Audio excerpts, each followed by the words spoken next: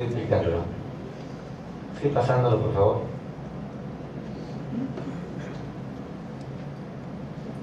Bueno, básicamente siempre cuando se comienza esto tenemos que hablar con las definiciones. La salida del prolapso genital debería ser la herniación de alguna estructura intrapélvica a través de puntos de menor resistencia en el piso pélvico. La siguiente, por favor. Bueno, esto fue lo que pasó. Antes los seres humanos estábamos probablemente caminando sobre 4 extremidades y colgados de un árbol, hasta que se nos ocurrió comenzar a bajar del árbol, comenzar a caminar, la bipedestación, la posición vertical del cuerpo, Madonna por si acaso, la pérdida de la cola, Todo esto produjeron cambios en la pelvis que fueron hace evolutivamente fueron hace muy poco tiempo. La siguiente. El músculo pubococcígeo prácticamente tuvo que inventarse. El siguiente, el pubo rectal, tuvo que comenzar a desarrollarse, prácticamente no había. La parte más posterior del elevador del ano se convirtió en una estructura fibrosa, quedando fuerte fundamentalmente músculo hacia adelante y hacia los lados de la pelvis. La siguiente. Bueno, es un poco de historia, simplemente pásalos nomás. Simplemente para hacerles reconocer de que el prolapso genital como enfermedad es conocida ya hace más de 2000 años, lo tenemos en papiros, en egipcios, los tenemos en libros de medicina hindú, Mahati, que significa vagina grande, tenemos diferentes tipos de tratamientos desde la época de Hipócrates, de Polibio, que es el primer texto de ginecología. La siguiente. Estos son factores etiológicos que en esa época, en la época de Hipócrates, ¿cómo se llama? Le daban, digamos, por motivo. La siguiente, de qué cosas eran lo que provocaban los prolapsos, ¿no? Esto también es histórico. Acá hay una señora que está volteada de cabeza, amarrada de pies, esta es la succión hipocrática, ya para reducción de distonía genitales. Acá tenemos semillas de plantas a manera de pesarios, tenemos hilos, esponjas, se usaban también sustancias astringentes también. La siguiente, por favor. Ya en la Edad Media, acá tenemos imágenes colocando pesarios para el prolapso importante de la, ¿cómo se llama?, el genital. La siguiente, por favor. Sabemos que la mitad de las múltiples van a tener algún grado de prolapso, 20% puede requerir tratamiento y 1 de cada 10 mujeres a los 80 años ya ha sido operada. Y lo que realmente más me llama la atención de esta cita es esto, que el 30% de las pacientes operadas va a requerir nuevas intervenciones. Y esto nos está haciendo ver que realmente tal vez lo que estuvimos haciendo hasta esa época no era lo adecuado y que deberíamos avanzar, y de repente hemos avanzado algo. La siguiente, por favor. Esto es un prolapso ya severo, 3 a 6%. La siguiente, por favor. En la epidemiología se ha visto que para el prolapso tal vez el factor más importante es la paridad hasta 4 partos, y después sí, igual no importa cuántos partos más, y lo segundo es la edad. La siguiente, por favor. Entonces acá los tenemos. El parto vaginal, el embarazo, el parto vaginal, la edad son los factores más importantes, no son los únicos. Hay factores genéticos o constitucionales, de hábitos, actividad física, enfermedades crónicas. La siguiente, por favor. Las que le dan a uno un mayor riesgo de prolapso severo son bebés muy grandes, la edad extrema, la histerectomía, no importa cómo lo hayamos hecho, y las cirugías previas por prolapso. La siguiente, por favor. Lo que sea que ocurra, porque la etiología es compleja, es multifactorial, ¿ya? Lo que sea que haya ocurrido, lo que va a ocasionar es una pérdida del soporte fibromuscular de la región pélvica. Este es al final de cuentas el asunto. Pérdida de soporte fibromuscular de la región pélvica. La siguiente, por favor. En el tejido conectivo, que es importante conocerlos, una cosa rápida, los fibroblastos del tejido conectivo producen colágenos de tipo 1 y 2, los cuales son responsables de la flexibilidad y la fuerza tensil. Los entrecruzamientos prolina y hidroxiprolina con fibras del colágeno van a estabilizar esas fibras de colágeno. Y la elastina lo que le va a dar es esa elasticidad, esa capacidad de repente de regresar a su forma original. La siguiente, por favor. La degradación del colágeno está regulada por un equilibrio entre estas dos cositas, metaloproteináceas e inhibidores de metaloproteináceas. Hay hallazgos que indican que mujeres con incontinencia urinaria de esfuerzo tienen más metaloproteináceas que inhibidores de esas metaloproteináceas en la pared vaginal periuretral que en las mujeres continentes. Esto podría ser pues un problema de tipo genético o constitucional, ¿no? La siguiente, por favor.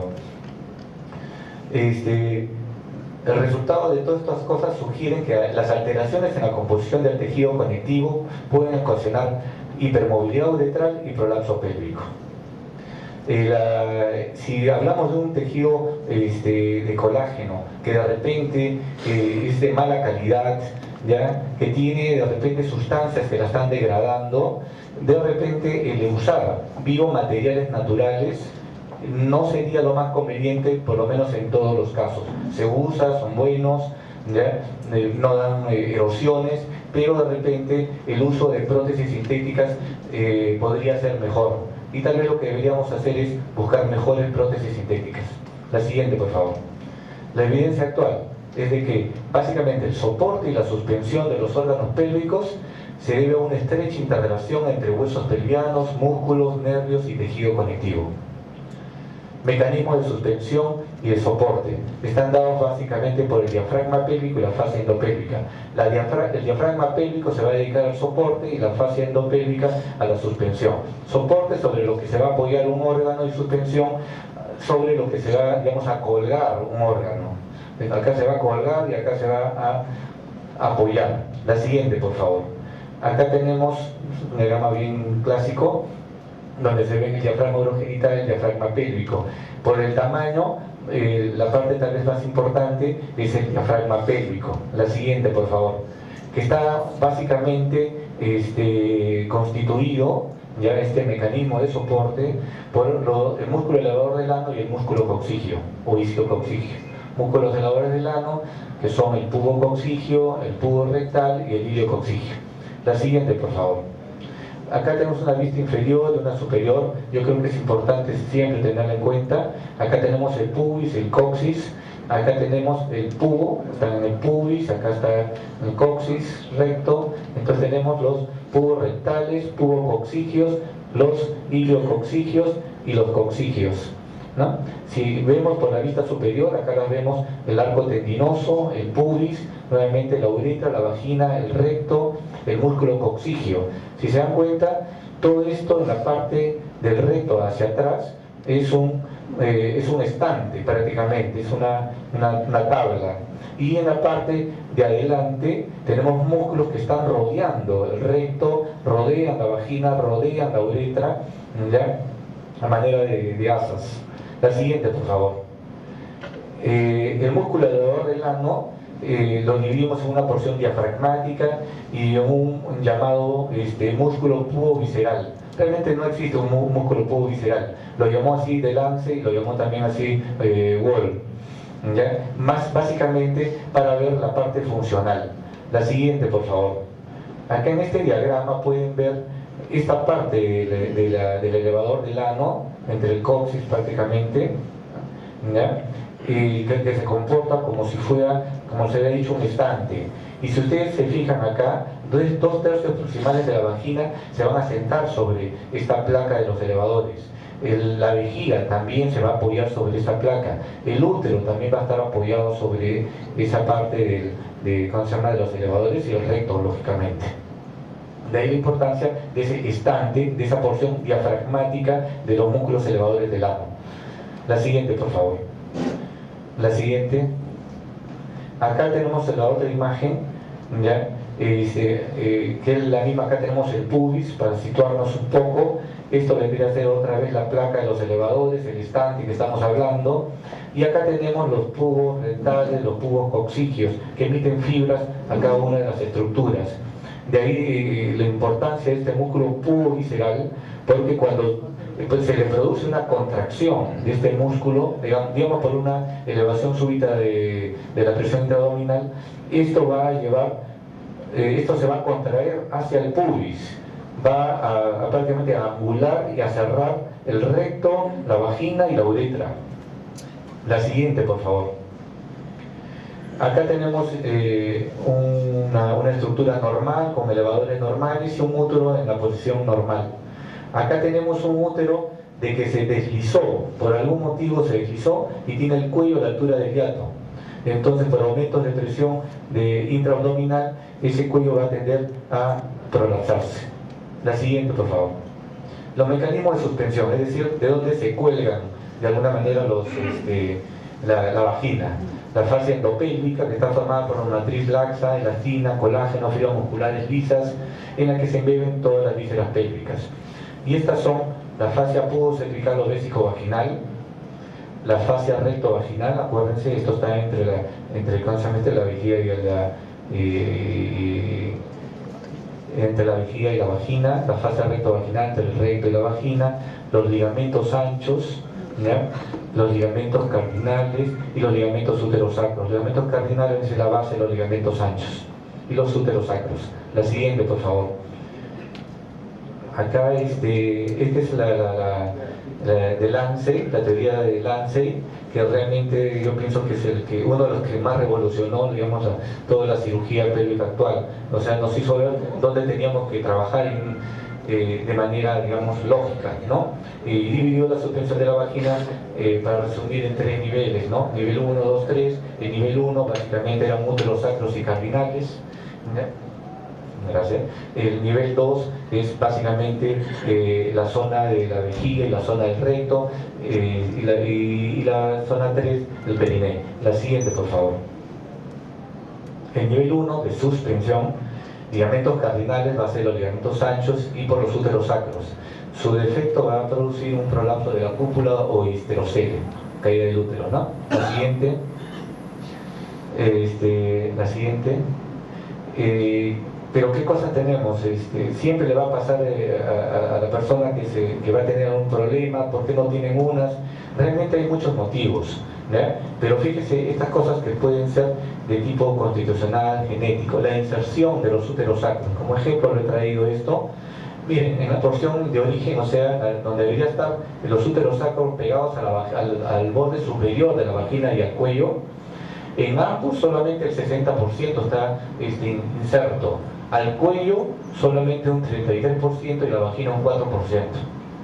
Entonces hay de diferentes maneras en las personas.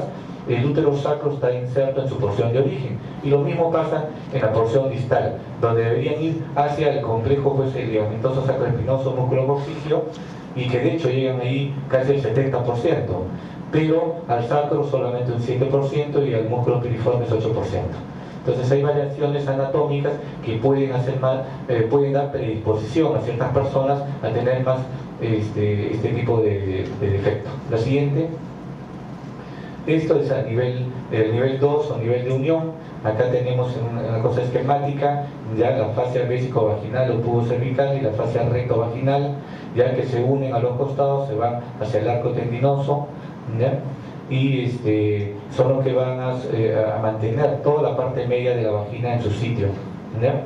La fascia pubocervical está por delante de la vagina y la recto-vaginal detrás de la vagina, eso hemos dicho. La siguiente, la falla de estas fascias pubocervicales va a ocasionar los cistoceles, y la falla rectovaginal es la responsable de los rectoceles. La siguiente.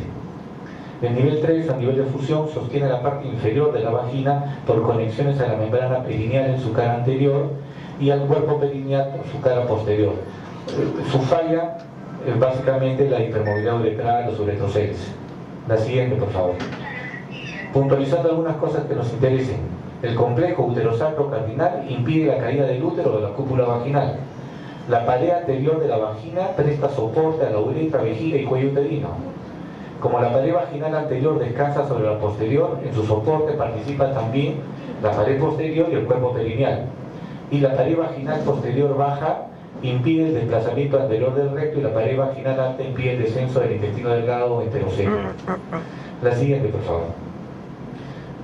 Ahora llamamos más que cistoceles, uretroceles, que todavía lo seguimos denominando así, hablamos de defectos de, ¿cómo se llama?, del compartimiento anterior, posterior o medio.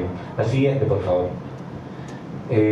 La sintomatología básicamente son disfunciones urinarias, defecatorias, sexuales, y básicamente también acá todas, ¿no?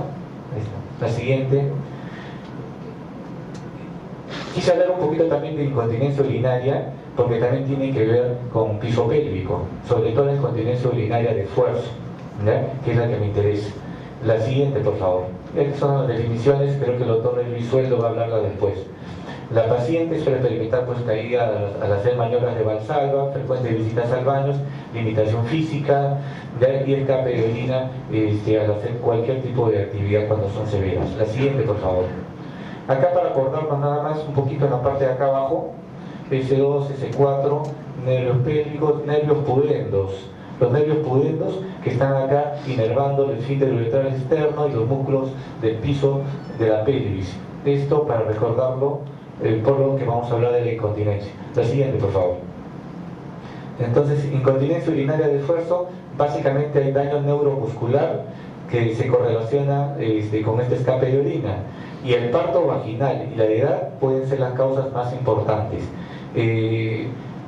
Cuando hablaba del prolapso vaginal, aparentemente el parto vaginal y la edad son las causas más importantes, y en la incontinencia urinaria de esfuerzo sería de repente la edad y el parto vaginal.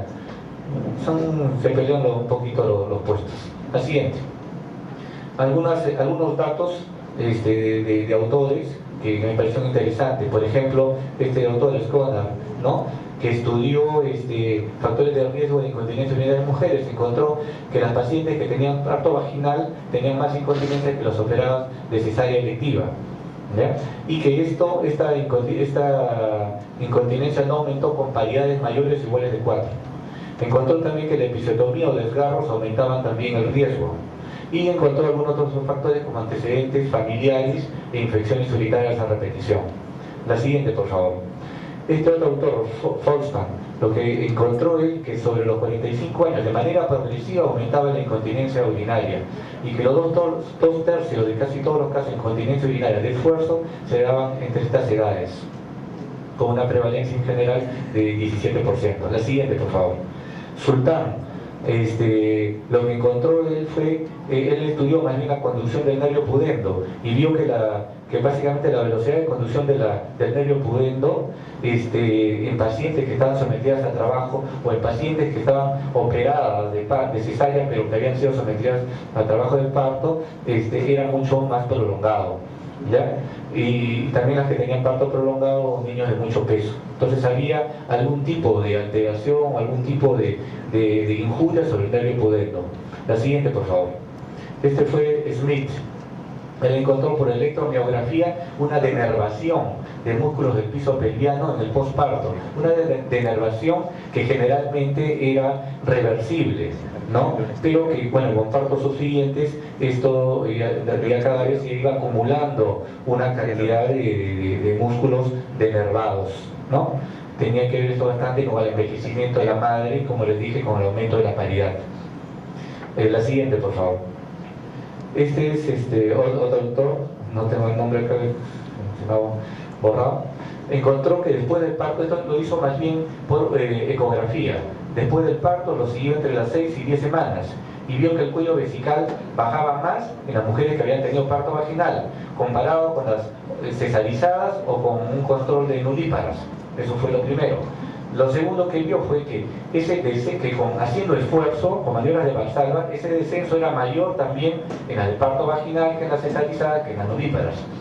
Y también encontró que haciendo una contracción voluntaria de los músculos perineales para evitar, digamos, que baje el cuello, una contracción voluntaria, esa contracción era menor definitivamente en la misma secuencia de lo que hemos hablado, parto vaginales, cesarizadas y el control de nulíparas. O sea, demostraba definitivamente que había una asociación entre el parto vaginal, hipermovilidad uretral, que tiene que ver con la incontinencia urinaria, y el prolapso. El descenso del cuello vesical se debe pues a una falla de los mecanismos de soporte de la uretra, ¿no? La siguiente, por favor. La incontinencia urinaria de esfuerzo. Una buena contracción de la mujer. Lo que quise poner acá era que básicamente una de las causas principales de incontinencia urinaria de esfuerzo es por el hipermovilidad uretral.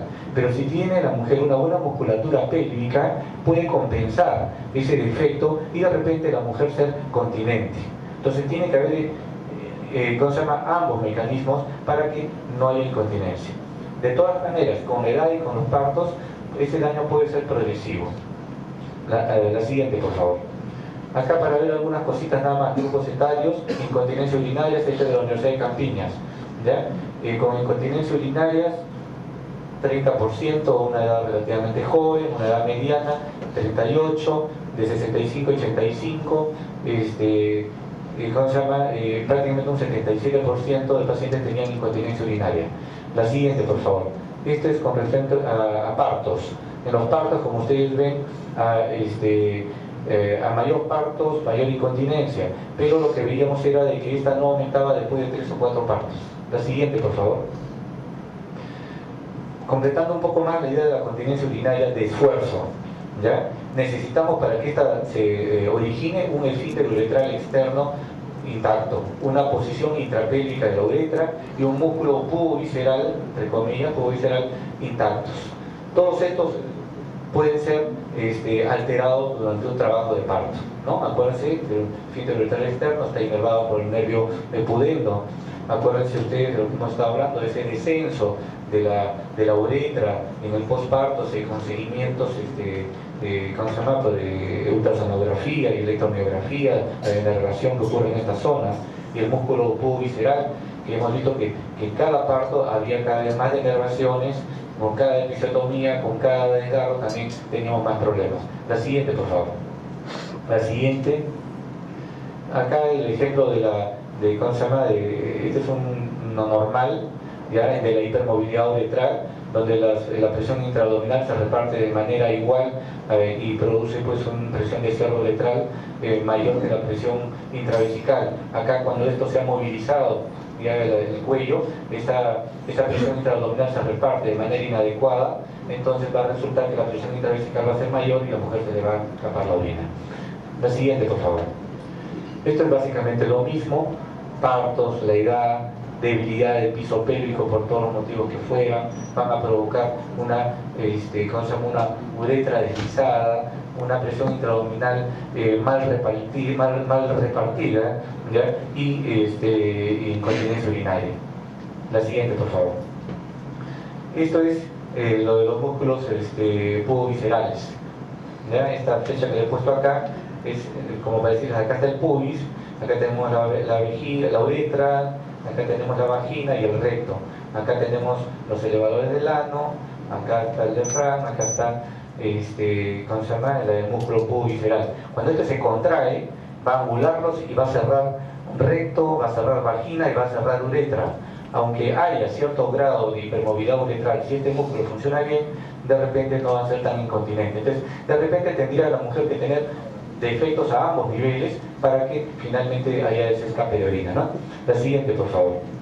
Esto es con respecto, digamos, a injuria también del nervio pudendo, especialmente hablando del mecanismo esfinteriano externo, ¿no?